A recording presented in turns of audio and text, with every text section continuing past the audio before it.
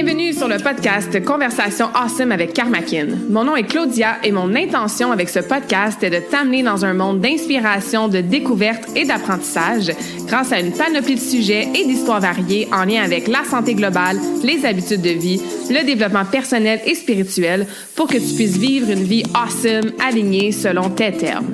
Je t'invite à t'y abonner, à le partager et à laisser 5 étoiles sur ta plateforme préférée. Merci vraiment d'être à l'écoute. You're awesome!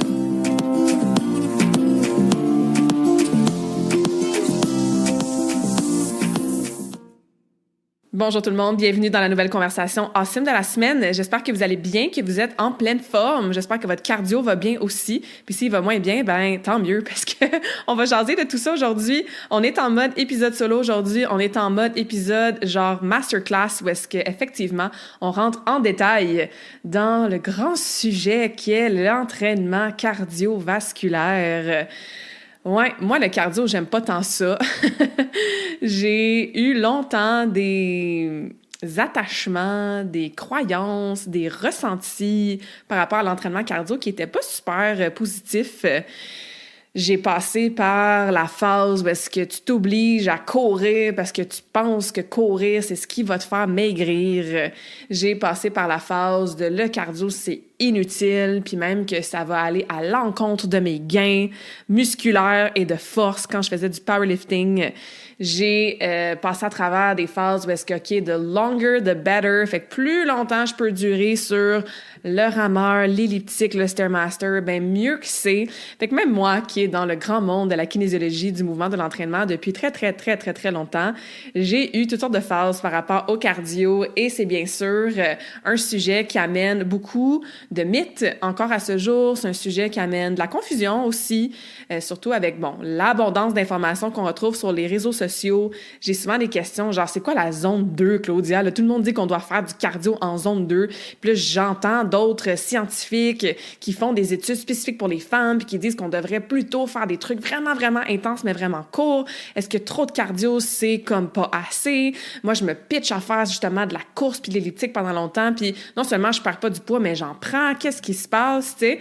Donc vraiment, là, mon intention aujourd'hui, c'est de démystifier tout ça, comme d'habitude, de vulgariser le tout, d'amener beaucoup de nuances, de défaire des mythes et bien sûr de vous donner des trucs pratico-pratiques pour que vous puissiez optimiser votre pratique, votre entraînement cardiovasculaire dès aujourd'hui. Peu importe votre âge, on va jaser aussi des différentes phases, différents chapitres, surtout au niveau de la femme, qui est rendue à 40 ans, 45 ans, 50 ans, toute la phase pré-péri-ménopause qui vient vraiment jouer dans notre façon de bouger, de s'entraîner. Fait qu'on va jaser de tout ça aujourd'hui.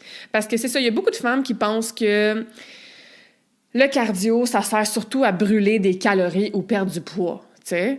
Mais la science, en fait, démontre que le cardio, c'est surtout une clé majeure pour ta santé, pour ta longévité, bien sûr pour ta santé cardiaque, ça le dit, c'est un entraînement cardiovasculaire, pour la santé de tes poumons, vraiment au niveau de ton VO2, dans ta façon, puis on va tout rentrer dans le détail de c'est quoi du VO2, VO2 max, etc. Ça aussi, ça devient de plus en plus populaire, de calculer son VO2 max, et de plus en plus d'études qui démontrent justement l'intime relation entre le VO2 max et ta longévité. Et pour le cerveau aussi. En ce moment, j'étudie puis j'écoute beaucoup de podcasts sur tout ce qui est prévention d'Alzheimer, démence, etc. Puis justement, la santé du cerveau au niveau de la neuroplasticité, neurologie. Et on s'en sort pas, dans le sens que l'activité physique reste toujours vraiment en top là, des choses à faire pour prévenir tout ça. Donc, comme je disais, dans cet épisode-là, on va jaser de les 5 zones qu'on entend souvent, zone 1, zone 2, zone 3, zone 4, zone 5, qui représentent en fait des zones d'intensité cardio. On va jaser du VO2 max aussi, puis pourquoi effectivement, c'est un des meilleurs marqueurs de longévité. Puis comment tu peux l'améliorer, ton VO2 max, même si tu n'as pas des petits gadgets bien fancy. Moi, j'ai pas de montre intelligente, j'ai rien de ça, je track rien comme data, comme données. Je sais qu'il y en a beaucoup parmi vous qui aimaient ça, puis c'est super, mais moi, je suis pas une fille qui va tracker des données. On va défaire, comme je disais, des mythes populaires sur le cardio, puis comment adapter ton cardio selon effectivement ton âge, puis ta période de transition, phase, chapitre hormonal. Puis je vais vous donner aussi des façons variées, puis peut-être plus motivantes pour toi de faire du cardio. Moi, je le répète souvent, puis toutes mes clientes qui courent beaucoup, à chaque fois, je leur envoie un petit clin d'œil quand je dis ça. Je déteste la course, en fait. Puis je sais que je suis pas la seule, puis on parle de course parce que c'est un exemple personnel, mais peut-être que toi, t'haïs ça, faire du vélo, tu sais, ou t'haïs ça, faire du Zumba, là, puis là, genre, je sais pas, moi, ta voisine, elle tripe sur le Zumba, puis elle veut t'amener au cours à chaque semaine. Fait qu'il y a plein de façons de faire du cardio, puis d'aller chercher, justement, ces intensités-là, ces améliorations-là du VO2 max, puis d'aller chercher, encore une fois, les bénéfices que ça a sur le cerveau, sur la santé cardiovasculaire, pulmonaire, etc. Donc, je vais vous donner d'autres façons aussi, plus variées peut-être, hein, de faire du cardio. Fait que pour comprendre tout ça, effectivement, on va vraiment commencer avec les fameuses zones cardiovasculaires. Fait que les zones, là, zone 1 à 5, c'est basé sur le pourcentage de ta fréquence cardiaque maximale.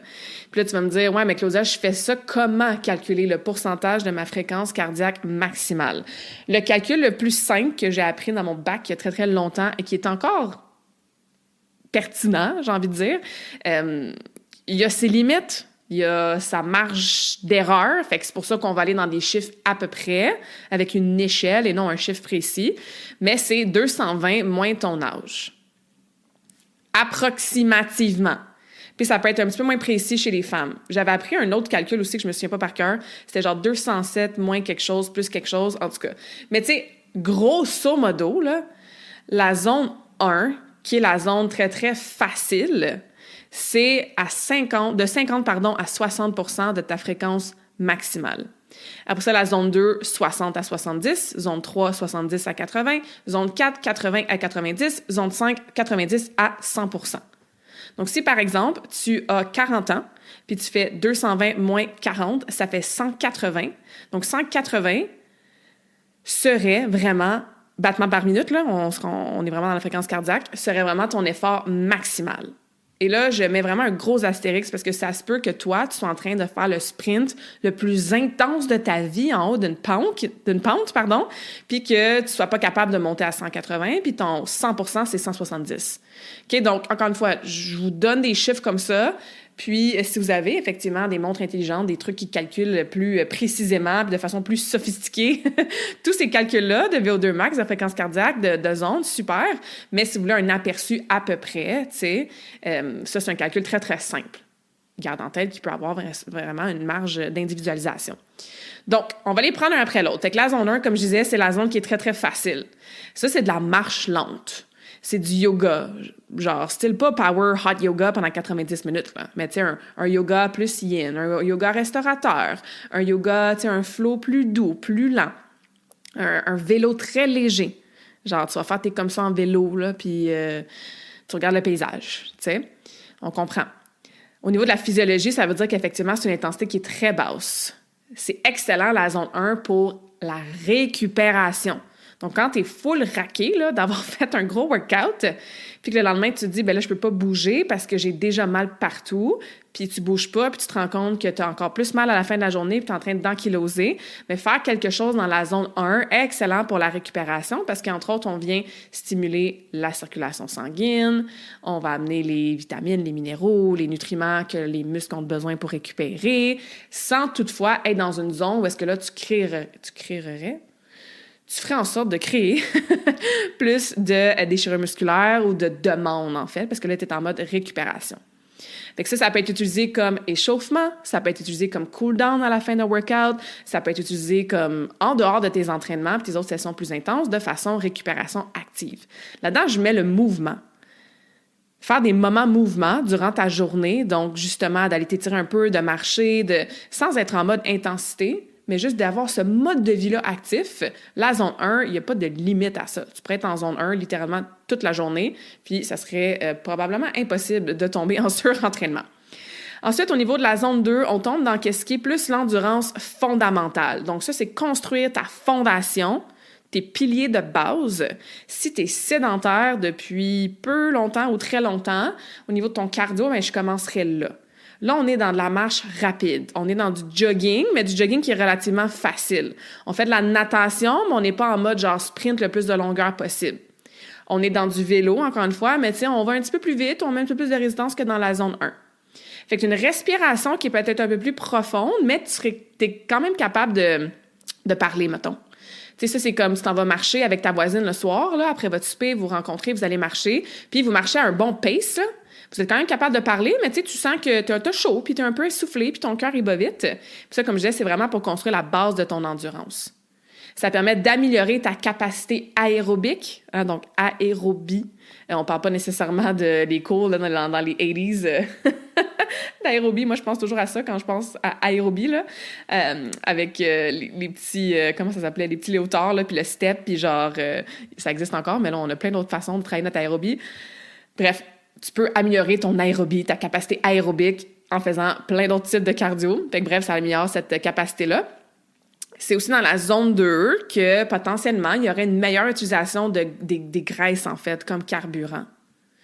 Fait que quand tu répètes un mouvement qui est relativement, c'est ça, répétitif, à une intensité pas trop élevée, éventuellement, tu vas tomber dans « OK, je vais utiliser le gras comme source d'énergie ». Alors que, par exemple, quand on est dans des zones 3, 4, 5, là, c'est comme, OK, on a besoin de beaucoup d'énergie rapidement pour une grosse intensité. On va aller chercher surtout les glucides, le glycogène, qui est facilement accessible dans, entre autres, les muscles et le foie. Puis ça t'aide à améliorer ta santé métabolique aussi, ce type de cardio dans la zone 2. On va y arriver. Puis santé métabolique, bien sûr, c'est tout ce qui est en rapport avec ton métabolisme, ta tension artérielle, justement, la santé de ton cœur, la santé de tes poumons, la santé de ton cerveau. Fait que c'est une zone où est-ce qu'on devrait passer beaucoup de temps.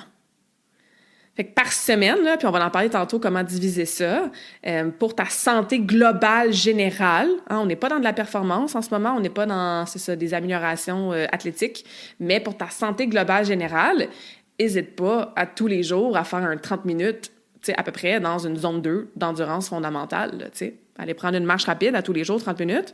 Puis je dis 30, là, ça peut être moins, ça peut être plus, mais tu sais, on se comprend. Ça serait un minimum, en fait, pour aller chercher les bénéfices de l'activité physique au niveau du cardio. Dans la zone 3, là, vous le devinez, hein, on monte vraiment d'intensité à chaque zone. Fait que la zone 3, on est dans une endurance là, qui est modérée. Donc là, la conversation, c'est difficile. Ça, c'est genre, tu t'en vas faire un hike, là, une randonnée, puis là, c'est comme, OK, là, il y a une côte à monter, puis tu dis à ta chum, là, on se parlera pas, là, pour les prochains 5 minutes, parce que, c'est ça, la respiration est lourde, ton cœur, il bat plus vite, t'as plus chaud, tu le sens dans tes muscles. La conversation, c'est difficile, comme je disais, puis c'est ça, ta respiration, t'es un peu plus essoufflé. Donc là, on est vraiment dans l'amélioration de ton endurance. C'est une transition vers un travail qui est plus intense. Il y a beaucoup d'entraînement fitness, de cours de groupe qui se situent dans la zone 3. Je pense au F45, F45, je pense au Orange Theory, je pense à certains cours de spinning, je pense à justement des cours d'aérobie diversifiés, là, que ça soit du Zumba plus intense, que ça soit des cours de step. Il y a tellement d'affaires à cette heure, le bungee fitness, je sais pas trop, là. Fait que, tu sais, il y a beaucoup de cours de groupe qui sont dans la zone 3. C'est pas que c'est bon, pas bon. Tout est correct. Parce que dans le sens que la façon que tu fais ton... En fait, j'enlève cette phrase-là. Ce que j'allais dire, ou ce que je voudrais dire, c'est que du mouvement, n'importe quel mouvement, c'est toujours mieux que zéro mouvement. Par contre, on va voir que la zone 3, pour tout ce qui est bang for your buck, ce qui veut dire que ce que tu fais, ça va te ramener vraiment des bons bénéfices. C'est peut-être pas la meilleure zone à être dedans. Puis là, je sais que toute l'industrie, justement, de ce genre de cours-là, de bootcamp, de circuits, de blablabla, mais sont beaucoup basés là-dessus. Mais ce qui arrive, c'est que c'est souvent pas assez intense, genre on n'est pas dans une zone 4 et 5, pour aller chercher vraiment des améliorations concrètes au niveau, c'est ça, endurance, cardio, stamina, conditioning, all of that. Mais c'est un petit peu trop intense pour que ça aille chercher les bénéfices de la zone 2. Fait que t'es comme dans un entre-deux. Puis je vois beaucoup de femmes qui vont se tuer, en fait, c'est un gros mot, là, mais qui vont s'acharner à faire genre 3, 4, 5, même quasiment tous les jours, des fois, des cours, hein, qui vont justement aller chercher une grosse intensité, dans le sens qu'à la fin du cours, ils sont tout trempés à la vette, ils ont l'impression justement qu'ils ont travaillé leurs muscles brûlés. Mais comme ça dure souvent 45 minutes, 30, 45, 50 minutes, bien, comme on voit, c'est pas une intensité qui est assez haute pour aller chercher des bénéfices. Ça prend beaucoup de temps, puis ça fatigue beaucoup. Le taux de cortisol, il monte énormément. La récupération est difficile parce que souvent, les gens vont se dire, bien là, plus je sue, hein, puis plus ça travaille fort, puis plus c'est long, bien, plus je vais brûler mes calories, puis je vais perdre du gras, tu sais. Alors que c'est souvent, quand on s'acharne dans cette zone-là, puis vous l'avez peut-être déjà vécu, hein, des gens qui, c'est ça, souvent, je vois les femmes sur l'elliptique, sont là à fond pendant 45 minutes, tu sais, c'est comme, oui, tu as travaillé, encore une fois, oui, c'est mieux que rien, mais être trop dans cette zone-là, ça peut finir par t'amener le contraire des bénéfices que tu recherches, tu sais. Fait que la zone 4 et 5, quand on veut chercher des zones en cardio plus intenses, genre des entraînements qu'on ferait, mettons, 2 fois par semaine, OK, la zone 4, on est dans le seuil anaérobie. Donc, tantôt, je vous parlais d'aérobie. Anaérobie, dans le fond, il y a pas vraiment... C'est au niveau, par rapport de l'acide lactique, au niveau de l'oxygène, OK? Donc, c'est super difficile. Tu peux pas parler dans ta zone 4. Tu as une accumulation, justement, de lactate, d'acide lactique. Dans ton seuil lactique aussi, ce que ça veut dire, c'est que, mettons que de mémoire, là, tu sais, c'est autour de 20 secondes à peu près d'efforts super intenses que tu commences à justement avoir de l'acide lactique qui s'accumule dans tes muscles. Puis c'est ce qui fait que tes jambes deviennent vraiment lourdes, puis ça devient vraiment difficile, tu sais. Entre 20 et 50 secondes, je crois. Donc, ton seuil, en fait, tu sais, va s'améliorer. Fait que peut-être que pas ton amélioration, mais ton accumulation va commencer peut-être à 22 secondes, 25 secondes, etc., tu sais. C'est la zone des intervalles. Hein, tu vas genre 30 secondes all out, puis après ça, tu te reposes pendant 1 minute, 2 minutes, 3 minutes. C'est la zone des tempo runs. Les coureurs qui sont à l'écoute, hein, quand vous faites des tempo runs, donc des courses avec vraiment des tempos spécifiques. C'est la zone des entraînements intensifs. On pense au CrossFit de ce monde, au High Rocks, à certains cours de groupe, oui, qui vont aller chercher un temps de repos suffisant à l'intérieur de leur classe pour aller chercher ces seuils d'intensité-là élevés. Donc, tu n'es pas dans une intensité zone 3 pas mal tout le long, hein, comme par exemple un cours de je sais pas moi, comme je disais, là, tantôt, les exemples que j'ai dit, je ne vais pas les renommer, mais ça, tu vas chercher des pics d'intensité, puis après ça, ben, tu te reposes pour aller rechercher d'autres pics. Et la zone 5, ben, vous le devinez, hein, c'est vraiment l'effort maximal. Là, on est à quelques secondes jusqu'à maximum quelques minutes. On est en mode sprint. On est en mode HIIT. High Intensity Interval Training. Donc, c'est pas juste en mode intervalle. Genre, c'est un cours de spinning, je vais faire 1 minute intense, puis après ça, je vais faire 1 minute repos actif. Là, on est dans des genre, je sprint pendant 10 secondes, puis je me repose pendant 3 minutes. Ça améliore beaucoup le VO2 max. Ça stimule ton cœur, bien sûr. Ça stimule toutes tes fibres à fast twitch, à fibres rapides. On les voit, les sprinteurs, hein, sont assez impressionnants. Donc, sprint, effort maximal, tout ça, quelques secondes à quelques minutes, là, on est vraiment dans la zone 5. Fait qu'au-delà des calories qu'on brûle puis de l'intensité qu'on va chercher, comme je disais, il y a une métrique qui est vraiment, vraiment importante pour la santé, la longévité, et c'est le VO2 max. Fait que où est-ce qu'on situe le VO2 max là-dedans, puis pourquoi c'est important, hein, d'améliorer son VO2 max? Premièrement, c'est quoi un VO2 max?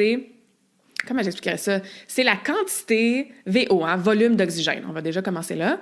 C'est la quantité maximale, en fait, d'oxygène que ton corps, il peut produire, mais surtout utiliser pendant un effort intense.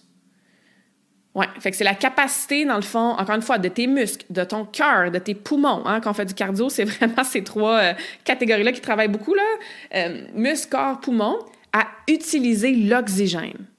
Fait que plus tu as un bon VO2 max, bien, meilleur que tu es à utiliser l'oxygène. Donc, moins tu es essoufflé, moins ton corps a besoin de travailler, encore une fois, au niveau cardiovasculaire, pulmonaire et musculaire. Puis c'est super important parce que ton VO2 max, là, il est associé à, bien sûr, une meilleure santé du cœur, un risque réduit des maladies chroniques. On parlait de santé métabolique tantôt, hein? Quelqu'un qui a un trouble métabolique, c'est intimement relié, bien sûr, aux maladies chroniques. Et à une meilleure longévité. Genre, tu vas vivre plus longtemps. Et maintenant, on fait beaucoup la différence entre lifespan, donc longévité, et health span. Donc, le nombre d'heures, j'allais dire, ça va être long, compte en heures, le nombre d'années que tu vis en santé. Parce que oui, on vit peut-être plus longtemps, mais on tombe malade plus tôt dans la société d'aujourd'hui. Fait que notre lifespan augmente. Je pense qu'on est rendu à 84 ans pour les femmes au Québec. Mais notre health span, le plus longtemps, l'âge à laquelle on reste en santé, elle diminue parce qu'on tombe malade, justement, dans beaucoup de maladies chroniques, maladies métaboliques très jeunes. Si tu t'entraînes pas, ton VO2 max va diminuer naturellement avec l'âge, juste parce qu'on vieillit. C'est le fun, hein? Environ, ça dépend, là, mais environ 1% par année à partir de 25 à 30 ans. Si tu t'entraînes pas. OK? Donc, paniquez pas. Si vous avez 40 ans, vous êtes comme « Oh mon Dieu, j'ai perdu 15% de mon VO2 max depuis que j'ai 25 ans. OK? » Mais juste pour vous dire qu'effectivement, il y a beaucoup des capacités, des habiletés motrices, physiques, etc. qui piquent dans notre début trentaine, même fin vingtaine. Puis après ça, si on les entretient pas, bien, ça diminue relativement rapidement. Puis encore plus avec la chute hormonale, surtout en lien avec l'estrogène, le progestérone, à partir de 40 ans, tu sais. Mais ne vous inquiétez pas, grâce à l'activité physique, c'est possible non seulement de ralentir cette chute, mais même de la renverser puis de continuer à améliorer nos capacités physiques. D'autres facteurs qui influencent le VO2 max, ben c'est ça, comme je dis, ton âge. Il y a la génétique. La génétique, c'est comme n'importe quoi. Hein? Ça a une petite influence, mais on a beaucoup plus de contrôle, puis il y a beaucoup plus d'influence par rapport à l'épigénétique. Donc, qu'est-ce qui se retrouve autour de ta génétique?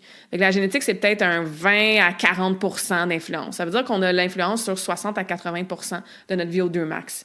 Fait que si, génétiquement, tes parents, tes grands-parents, tout ça, ils ont un faible VO2 max, encore une fois, faites-vous-en pas. On est capable quand même de améliorer, même si génétiquement, c'est pas les meilleurs chiffres qu'on a. Bien sûr, ton niveau d'entraînement. Donc, si tu t'entraînes 0, ton VO2 max va chuter rapidement. Si tu t'entraînes de façon efficace, bien sûr, ben ton VO2 max peut augmenter. Ta masse musculaire. Oui, on parle de cardio aujourd'hui, mais ça non plus, on s'en sort pas. L'importance de conserver, d'améliorer sa masse musculaire. On parle pas de devenir Hulk, là, puis d'être genre Madame Muscle. De toute façon, c'est ultra difficile. Donc, de conserver une masse musculaire, de faire de l'entraînement musculaire, j'aime mieux dire 3, mais mettons 2 minimum, 3 fois semaine, des entraînements aussi qui sont courts, efficaces, individualisés. C'est sûr que ça influence ton VO2 max, même si le VO2 max est souvent associé seulement au cardio. Ben ta masse musculaire elle a besoin d'oxygène. Hein? Donc, comment je peux utiliser ça efficacement? Et bien sûr, ta santé cardiovasculaire. Donc, plus tu as un meilleur cardio, ben, plus ton VO2 max va être bon. Comment qu'on mesure ça, un VO2 max? Il y a des tests en laboratoire que vous avez peut-être déjà vus. Là, ils mettent un genre de gros masque. Puis, tu vas, par exemple, sur le treadmill, là, sur le tapis roulant, puis ils te font justement faire un test à l'effort où est-ce qu'ils vont mesurer plein de choses, incluant ton VO2 max. Il y a des montres, comme je disais tantôt, des montres intelligentes, des applications qui sont reliées à tes montres. Il y a des trucs que tu peux mettre qui calculent ta fréquence cardiaque. Moi, je me souviens, on avait ça. Je pense que c'était pendant mon bac aussi.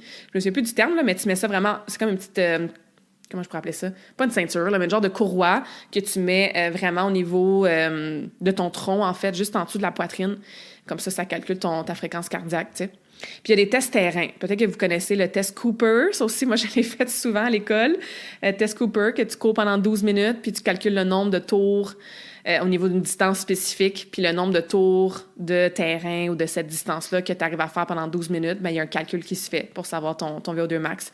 Il y a le test 1.5 mile, donc 1.5 mille. C'est sûr que nous, on est plus en kilomètres, fait que je pense qu'on l'utilise moins, mais ça revient au test de 1 km. En fait, je pense que c'est 1.6 mille, 1 km, si on va être vraiment dans les détails. Mais ça aussi, en combien de temps tu arrives à courir 1 km? Puis il y a des tests qui se font sur le vélo aussi, si jamais la course n'est pas possible pour vous, tout dépendant des blessures, etc. Fait que même si tu le sais pas exactement, ton VO2 max, moi, je le sais pas, c'est quoi mon VO2 max, OK? Ma soeur, elle parle full de ça parce que ma soeur est full passionnée par la course, tu sais, puis elle écoute des podcasts là-dessus, puis elle calcule son VO2 max, puis elle voit qu'il s'améliore, puis je trouve ça vraiment nice. Moi, je le connais pas, mon propre VO2 max, puis ça m'empêche pas de vivre. Mais sachez que, justement, au niveau des tests terrain, des tests lab, puis des montres intelligentes, ben tu peux le calculer le tien si ça t'intéresse.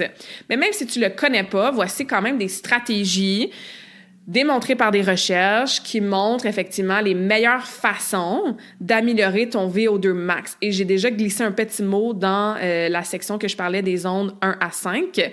C'est de combiner des entraînements dans la zone 2 et des entraînements dans la zone 4 et 5. Donc, de combiner des entraînements de 2 à 4 fois par semaine. Bon, moi, je vous dis d'aller marcher au moins une demi-heure tous les jours, là, mais tu sais, mettons qu'on y va avec la base, la fondation, là, tu sais.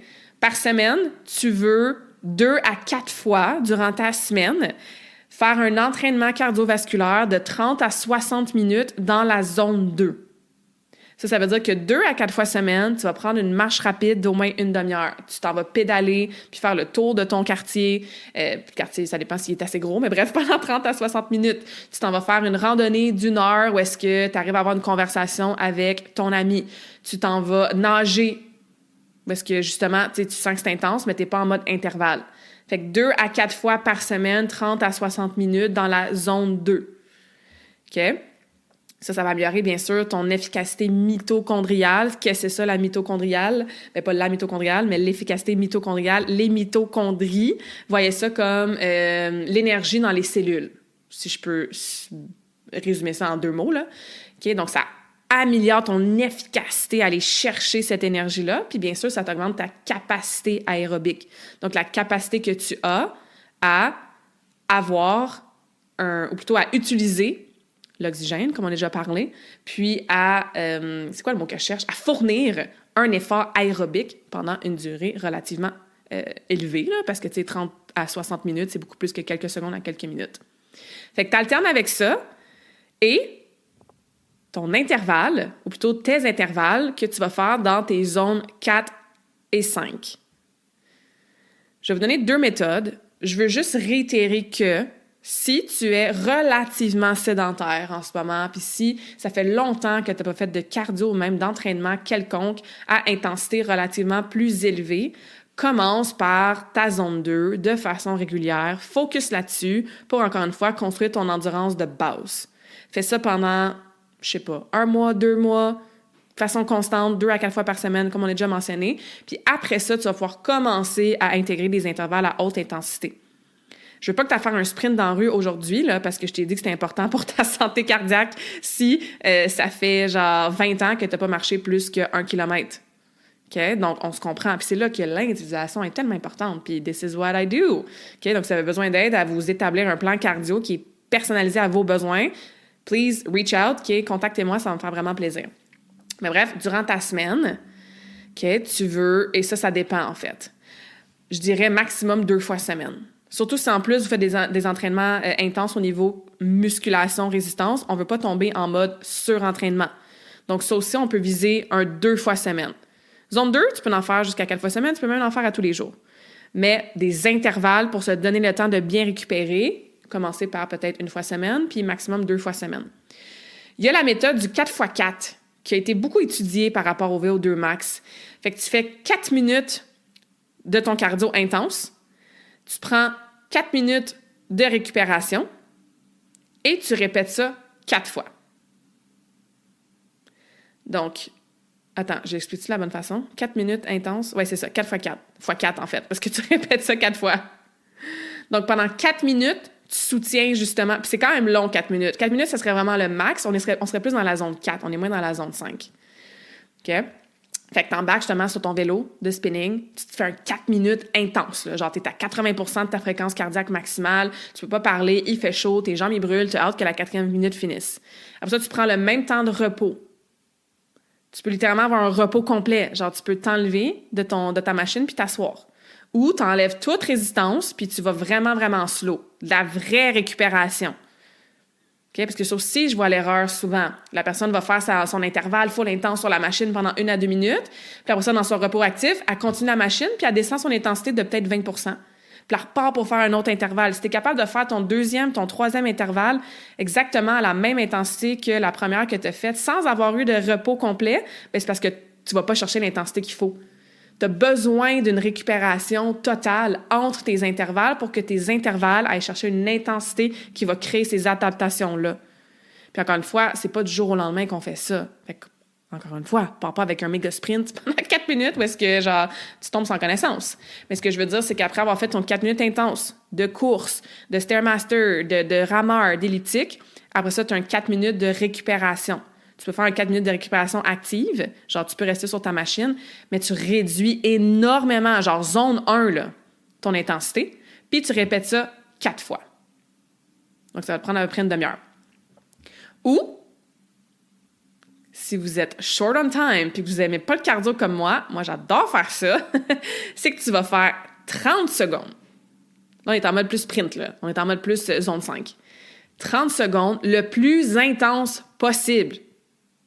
peu importe ce que tu fais, sprint sur ton vélo, dans la rue, ça peut être genre des kettlebell swings, ça peut être des burpees, ça peut être, je sais pas moi, que tu pousses, on voit ça dans les gyms plus fonctionnels, là, où est-ce que tu pousses genre un sled, là, un traîneau avec des poids dessus, les grosses cordes là, que tu frappes. Jiu-Jitsu, on fait des intervalles de 3 minutes, mais je veux dire... c'est ça, il y a des une intensité qui est atteinte, c'est sûr. Fait que tu fais ça pendant 30 secondes et après ça, tu te reposes pendant 2 minutes. Repos complet. Complet. Puis tu répètes ça 2, 3 fois max. Fait que ça peut te prendre genre 6 minutes, là. Puis t'es done avec ton cardio. Puis je sais que ta tête va te dire, ben voyons, c'est pas assez long.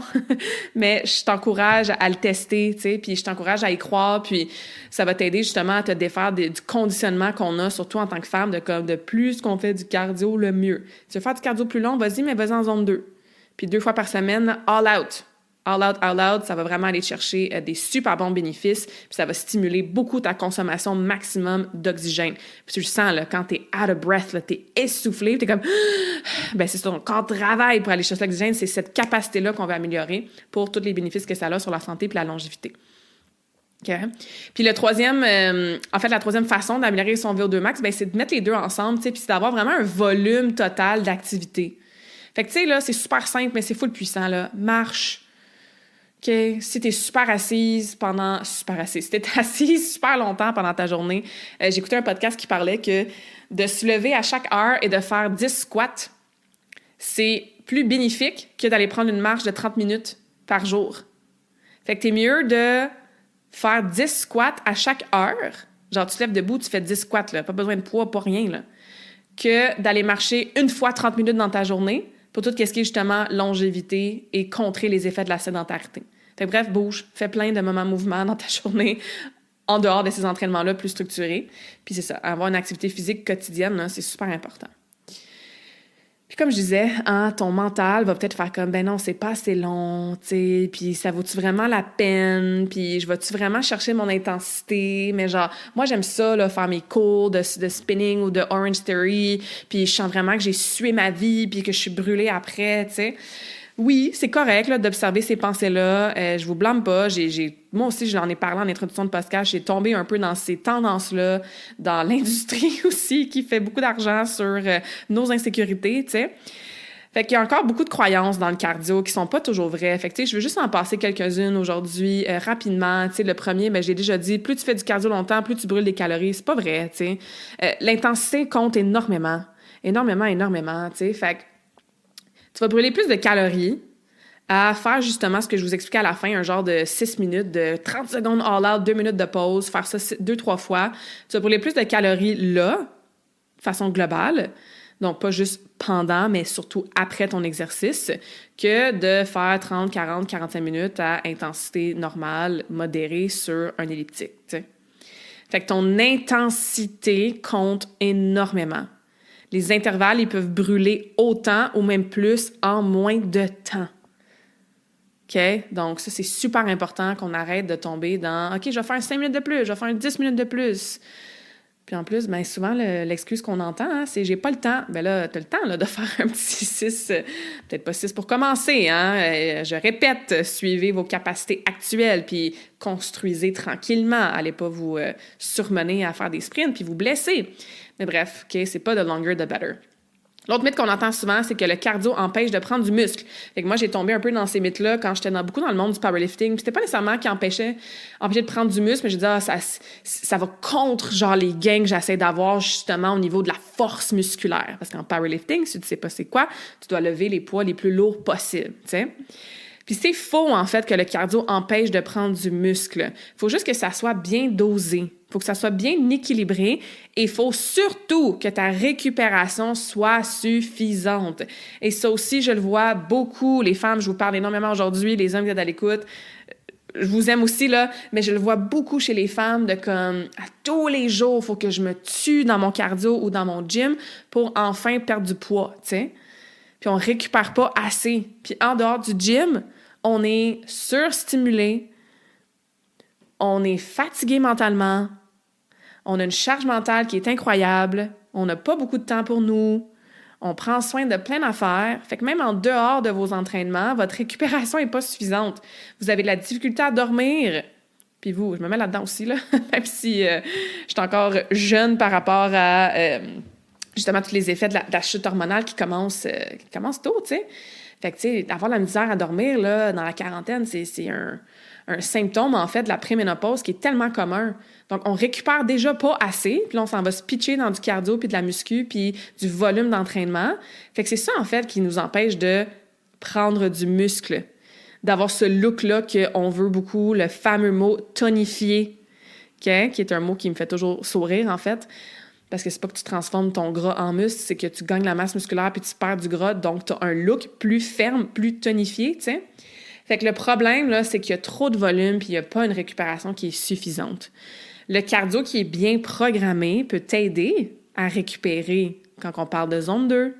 Il peut t'aider à avoir une meilleure capacité d'entraînement et donc de pouvoir effectivement maintenir ou prendre du muscle. Okay? Donc, c'est faux de dire le cardio va m'empêcher de prendre la masse musculaire. Mais ça arrive souvent pour les paramètres que j'ai déjà mentionnés. Le troisième mythe, c'est la croyance qu'il faut absolument que tu restes dans la zone qui brûle le gras. Puis ça, c'est même écrit genre sur les machines là, au gym. C'est bien rare. Bien rare que je me ramasse sur une machine cardio au gym. Là. Des fois, le Stairmaster, là, mais bref. Puis c'est même écrit genre programme brûle-graisse. Fait que là, tu cliques là-dessus, puis là, ça va dire OK, pendant 30 minutes, tu vas marcher à une telle intensité, puis ta fréquence cardiaque doit rester entre temps puis temps, tu sais. Puis je répète que c'est important là, de faire de la zone 2, mais il faut pas rester juste dans cette zone-là qui est, encore une fois, étiquetée ou marketée comme c'est la zone qui va brûler ton gras parce que tu vas aller chercher tes réserves de gras, OK? Pour brûler du gras, là, puis perdre du gras, c'est le sommeil en premier avec la nutrition puis la gestion du stress, OK? Après ça, oui, il y a l'entraînement qui vient. C'est un pilier qui est absolument fondamental, mais il y a bien plus de bénéfices que de la perte de gras quand on parle d'entraînement. Quand on parle de perte de gras, on va commencer à justement s'assurer d'optimiser, comme je disais, sommeil, stress, nutrition.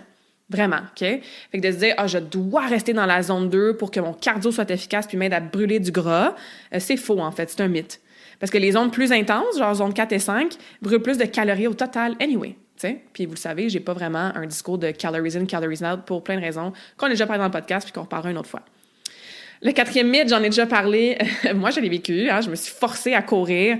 Souvent, on va penser que courir, c'est le meilleur cardio à faire. Courir fait maigrir. Hein? Lève ta main si t'as déjà pensé ça, là. Moi, j'ai déjà pensé ça.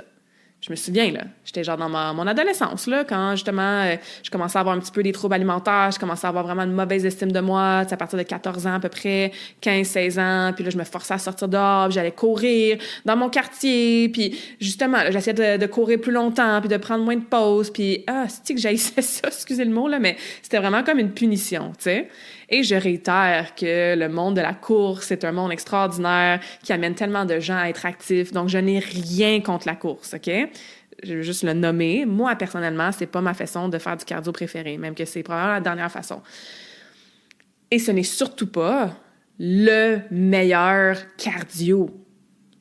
Il y a plein de façons, beaucoup d'options pour t'aider à développer ta capacité cardiovasculaire qui vont bien au-delà de la course. Surtout la course de longue durée. On en a parlé aujourd'hui. Si tu restes juste dans ta zone 2 tout le long, ben c'est pas nécessaire. Il va te manquer quelque chose, en fait. Tous les bénéfices que tu as en faisant de l'intensité en zone 4 et 5, si tu fais juste de l'endurance de longue durée, ben tu les auras même pas, ces bénéfices-là. Donc, courir, c'est très, très large aussi, là. On part d'un petit jogging genre en zone 1 ou on parle de genre faire des sprints dans une côte en zone 5, tu sais. Fait que ça aussi, la course, là, beaucoup de nuances. Si tu as des objectifs d'endurance, justement, de distance, que tu veux faire des demi-marathons, des marathons, que tu veux faire des Ironman, que tu veux faire des 100 km en vélo pour tel défi, on n'est pas dans la même conversation. Là, on parle de performance, on parle d'un objectif sportif. Aujourd'hui, on parle surtout de comment optimiser ton cardio, comprendre les zones, Builder Max, etc. pour ta santé, puis pour avoir les bénéfices que le cardio est supposé t'amener, puis bien sûr pour ta longévité. Fait qu'il y a plein d'autres options qui existent, t'sais. Le vélo, la natation, le rameur, du ski de fond, de la marche inclinée, de la danse, monter le Stairmaster, monter des escaliers, de la boxe, d'autres arts martiaux, des circuits plus fonctionnels, du sport collectif. Fait qu'il y en a vraiment beaucoup de façons de travailler ton cardio, d'être essoufflé, de sentir que justement, tu vas chercher une capacité d'oxygène qui s'améliore, tu sais, que tu vas chercher des intervalles qui sont adaptés à toi, tu sais, puis à justement ce qu'on a jasé aujourd'hui. Le meilleur cardio, là, c'est celui que tu fais régulièrement. Et oui, le cardio dans la chambre à coucher avec ton conjoint, ta conjointe, ça compte. OK? Donc, le meilleur cardio, je répète, c'est celui que tu fais régulièrement. Pas la course, pas le vélo, pas genre, je sais pas moi, la boxe parce que c'est la mode puis tout le monde fait de la boxe puis il y a un club de marche ou de course dans ton quartier puis tu te sens obligé de te joindre à ça même si t'aimes pas ça, tu sais. Et je voulais aussi rajouter que je suis certaine que si je me mettais à la course de façon plus constante, avec des meilleures intentions, probablement que je finirais par aimer ça parce que le runner's high, là, hein, l'espèce d'euphorie du coureur, ben c'est pas faux. Ça existe pour de vrai. Physiologiquement, tu as des hormones du bonheur qui sont sécrétées quand tu fais du cardio puis de la course après plusieurs fois, plusieurs minutes, etc. T'sais. Donc oui, tu finis par aimer ça, tu finis par en avoir de besoin. Donc je pense aussi que, puis je pense pas que ça l'ait étudié, mais je pense que chaque humain aurait un potentiel d'éventuellement aimer un type de cardio qu'il n'aime pas en ce moment, à condition de le faire, comme je disais, sur une assez longue période de temps pour aller chercher justement ces endorphines-là, cette sérotonine-là. Et il faut aussi, au niveau de l'individualisation, au-delà de tes intérêts, donc qu'est-ce que tu aimes faire, comment tu aimes faire ton cardio, OK? Il faut aussi, bien sûr, que ça soit en alignement avec ton corps physique. Genre, moi, là, de courir beaucoup, même si j'adorais ça, c'est pas la meilleure façon pour mon corps parce que j'ai une hanche qui est un petit peu maganée. J'ai fait une résonance, puis je veux dire, je m'arrête jamais à un diagnostic. Comment je pourrais dire? Il y a tellement d'affaires qu'on peut faire pour renverser plusieurs douleurs, trucs dégénératifs. Parlez-en à Joe Dispenza, là. Bref, on ne rentrera pas là-dedans. Mais ceci étant dit, je le sais, tu sais, que si je cours beaucoup, que je fais beaucoup d'impact, ben je le sens plus dans mes articulations. Fait que c'est pas faut l'adapter, tu sais. Il y en a d'autres que, je sais pas moi, selon leur morphologie ou selon leurs blessures dans le passé, selon, justement, si on a des diagnostics d'arthrite ou plutôt d'arthrose, tu sais, d'usure du cartilage, tu sais, de courir quand t'es en embonpoint, c'est peut-être pas la meilleure chose, là, tu sais. Fait qu'il faut aussi tenir compte de, comme je disais, notre individualité selon notre morphologie puis notre corps physique. All right? Je voulais parler aussi de quoi? Donc, je voulais parler... Ah oui, je voulais parler de... selon l'âge, tu sais. Puis ça aussi, hein, je veux dire... On y va à peu près, là. C'est pas parce que je parle des femmes dans la trentaine que toi, t'as 42 que tu peux pas suivre ça, ou 28, là. Mais tu sais, le cardio. Est-ce que ça doit être différent, Claudia, si j'ai 22 ans, 32 ans, 42 ans, 62 ans? Je dirais que les fondations qu'on a jasées aujourd'hui, ça peut être ultra bénéfique, peu importe ton âge. Okay? Que tu sois une femme, un homme, peu importe ton âge, où est-ce que tu en es au niveau de ta santé hormonale, ça peut être bénéfique. Absolument. Okay? Il y a des petites nuances que je veux nommer. Dans ta trentaine, là, tes objectifs, c'est quoi? C'est de construire justement ta capacité cardiovasculaire puis de maintenir et même construire ta masse musculaire. Okay? Plus tu arrives dans ta quarantaine, dans ta préménopause, dans ta périménopause, avec déjà là, une bonne capacité cardiovasculaire puis une bonne masse musculaire, bien sûr, le déclin de tout ça va être soit ralenti et ou, comme tu vas partir d'un standard ou d'une donnée plus haute, on se comprend, là, je veux dire. Si, je sais pas, moi, je vais pas dire de chiffre exact, là, précis, mais je pense que c'est assez clair. Tu sais, tu pars de 50 versus tu pars de 100, de 30 de 50 à 0 versus de 100 à 0, ça va être beaucoup plus long de 30 de 100 à 0. Tu sais, on comprend l'analogie. Donc, ça reste dans ce que je disais. On va faire 2-3 séances dans la zone 2, on va faire au moins une séance d'intervalle intense, tu sais, puis 2-3 entraînements en force, genre musculation. Okay? Dans ta trentaine, là, comme tu peux handle, là, tu peux gérer un petit peu plus de volume au niveau de volume d'entraînement. Le volume, c'est le volume, j'ai pas vraiment d'autres synonymes, là, mais c'est le nombre total de temps, de séries, de répétitions que tu fais dans un entraînement ou dans une semaine.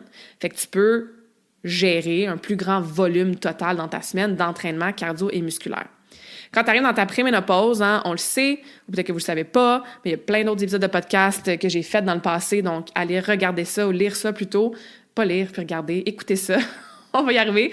Tu as des changements hormonaux, entre autres, une baisse progressive de certaines hormones. On entend souvent les deux principales, l'estrogène et la progestérone. La récupération est beaucoup plus variable dans ta préménopause aussi. Entre autres, je parlais du sommeil tantôt, le sommeil qui est le pilier le plus important pour la récupération. Donc, c'est plus variable. Fait qu'on veut focuser sur quoi? On veut focuser sur un cardio modéré qui est régulier. Genre, encore une fois, là, un genre de 2-3 entraînements dans ta zone 2. Puis, on veut éviter, par exemple, l'excès d'intervalles et de hits pour pas rajouter un stress de plus. Fait que 1 par semaine, encore une fois, court, là. Comme je disais, un genre de 6 à 10 minutes, ça peut être suffisant. Fait que, est-ce que c'est le temps dans ta préménopause d'aller faire, encore une fois, 3, 4, 5 cours de groupe dans la zone 3, genre? Non. Puis, je sais que... Puis, je voulais dire 4 choses en même temps, là. Parce que j'aime amener de la nuance, vous le savez, puis je comprends, OK? Si tu le sais que d'arrêter ces cours de groupe-là que tu fais dans la zone 3, que j'ai expliqué tantôt, que j'ai nommé même certains exemples, ça va faire en sorte que tu vas devenir sédentaire, continue. OK? La priorité, c'est de bouger. OK? Si aujourd'hui, tu es comme « Ah, je comprends d'abord pourquoi je suis peut-être fatiguée, puis que je commence à accumuler plus de gras, genre au niveau de mon abdomen, puis j'ai pas les résultats que je veux, puis je me sens plus molle, puis ma masse musculaire me semble qu'elle descend beaucoup. » Puis tu fais comme « Ah, c'est sûrement pour ça. » Tu sais, je m'acharne tellement à faire ce genre de cours-là ou ce genre d'entraînement-là sur la machine à cardio par moi-même. Je parle des cours de groupe, mais tu peux faire de la zone 3 toi-même tout seul, puis on le voit souvent là, dans les gyms, tu sais. OK, mais je vais essayer d'être plus dans la zone 2 et la zone 4. Mais encore une fois, si la façon que tu t'entraînes maintenant ou les cours auxquels tu assistes maintenant, si tu arrêtes de faire ça, ça fera en sorte que tu tomberais sédentaire, continue-les, OK? Sauf qu'effectivement, on veut éviter cette zone 3-là, que tu es comme dans le entre-deux, où est-ce que c'est pas assez intense puis que c'est trop stressant pour le corps. Et bien sûr, tu veux faire de la musculation régulière, OK? Puis dans ta trentaine, focus sur ta force beaucoup. Oui, hypertrophie, musculation, garder ta masse musculaire. Ta masse musculaire. Je suis comme vraiment passionnée par ce sujet-là. C'est pour ça que genre ça fait 50 fois que je m'enfarge sur mes mots là, dans la conversation aujourd'hui. Puis je sais que je fais ça relativement régulièrement, mais là, on dirait que c'est encore plus... tu vois, là, je cherche mon mot, encore plus frappant aujourd'hui. Parce que, ouais, ça me passionne de parler de ça parce que c'est tellement important. Bref. Fait que musculation régulière. Entraîne-toi en musculation dans ta préménopause, OK? Et dans la ménopause, ben, on tombe dans un risque beaucoup plus accru de perte musculaire, de résistance à l'insuline, de maladies cardiovasculaires, OK? Parce que ton estrogène est beaucoup moins là, puis elle te protège énormément de plein de choses. OK? Donc, c'est sûr qu'on pourrait rentrer dans Hormone Replacement Therapy, donc évidemment la prise d'hormones. Ça aussi, j'ai fait d'autres podcasts avec d'autres expertes dans le sujet. Allez voir ça, allez lire ça, allez écouter ça. Aïe, aïe, aïe! On achève, on y arrive. Mais comme les risques dans la ménopause de toutes ces maladies-là, il y a beaucoup de ces maladies-là puis ces risques-là qui montent en flèche à partir de la ménopause, c'est prouvé dans les études, bien c'est encore une fois encore plus important de protéger ta santé métabolique, entre autres par la musculation puis par le cardio, de maintenir ton VO2 max, comme j'ai déjà mentionné, c'est super, super intime avec ta longévité. Donc, on veut faire encore une fois, ça ressemble en fait à la préménopause. Tu veux faire beaucoup de marches rapides, tu veux être active, tu veux être dans ta zone 2, du vélo, etc. Et tu veux faire des intervalles qui sont courts. Fait que dans ta ménopause, est-ce que tu es en train de sprinter 10 secondes fois 1000 avec une pente, ou sur une pente plutôt? Peut-être pas si c'est complètement nouveau pour toi, mais tu veux pas surtout pas non plus, encore une fois, te tuer sur une machine au gym pendant 30-40 minutes, avoir l'impression que tu as fait une bonne chose, puis encore une fois, c'est meilleur que d'avoir rien fait, OK? Mais tu vas te fatiguer encore plus, en fait. Donc, intervalles courts, des intervalles de entre 1 à 5 minutes, tu sais, avec des repos suffisants entre ça. Et bien sûr, des façons de conserver ta masse musculaire. La meilleure façon de faire ça, c'est la musculation. Fait que voilà, pour résumer, là, la santé cardiovasculaire des femmes, OK, puis des humains en général, mais on parle un petit peu plus des femmes aujourd'hui, bouge souvent, fais ton cardio modéré dans ta zone 2, inclus de l'intensité dans ta zone 4 et 5, maintiens ta force musculaire puis ta masse musculaire, puis vise à améliorer là, ton VO2 max, OK? Le cardio, là, c'est pas juste une question de calories, c'est un investissement direct dans ta santé, ton cœur, ton cerveau, ta longévité, ton humeur même, hein, parce qu'on va sécréter des bonnes hormones du bonheur puis des neurotransmetteurs du bonheur quand on fait du cardio. Fait que, ça fait le tour de ce que je voulais vous dire aujourd'hui. J'espère que ça vous a éclairé. Si vous êtes confus, vous êtes comme, oh mon Dieu, genre, j'ai perdu du temps, puis j'ai pas fait la bonne affaire pendant des années avec mon cardio, c'est pas grave, au moins t'en as fait. Puis si t'es sédentaire depuis très longtemps, puis t'es comme, oh mon Dieu, je suis sédentaire depuis longtemps, ma vie est foutue. Non, il est jamais trop tard pour commencer. Il y a des études qui démontrent qu'à 60, 70, même 80 ans, tu peux gagner de la masse musculaire, puis tu peux améliorer ton VO2 max, OK? Ça prend de la constance, puis ça prend des programmes qui sont adaptés à toi, ta santé, ton corps, tes intérêts, ta réalité, ton profil, puis tout ça. Puis moi, c'est ce que je fais. Je fais littéralement de la prescription d'exercices, d'entraînement, de mouvement, de cardio, peu importe. OK? On bouge ensemble de façon, encore une fois, 100% personnalisée pour que tu ne perdes pas de temps puis que tu aies les bénéfices que tu as besoin puis que tu veux avoir pour ta santé d'aujourd'hui et surtout pour ta santé de demain. Fait que si ça te parle, que tu as besoin d'aide, écris-moi. On peut faire un appel découverte sans pression, sans engagement. Ou est-ce que tu me jases de tes objectifs? Je t'explique ma façon de fonctionner. Puis si c'est un bon match, ben, we do it. Fait que voilà. Et je vais vous laisser sur, bien sûr, un petit quote, hein, comme à chaque fin de podcast. The heart that moves stays strong. Un cœur qui bouge est un cœur qui vit plus longtemps. Puis j'ai choisi cette citation-là parce que le cœur physique, oui, mais ton cœur, genre émotionnel aussi, chakra du cœur, tu sais. Fait que dans cette citation-là, hein, The heart that moves, stay strong, ben un cœur qui bouge, qui s'émeut, qui bouge au niveau genre émotionnel, dans la compassion, dans l'ouverture, dans l'apathie, tu sais, dans l'amour, bien sûr. Un cœur qui bouge au niveau du cardio, tu sais, qui devient plus fort, ben il devient plus fort, effectivement, puis il vit plus longtemps. Fait que je t'encourage fortement à prendre soin de ton cœur à tous les niveaux dès aujourd'hui pour une longue vie avec un cardiovasculaire et un cardio émotionnel et un cardio énergétique en pleine santé.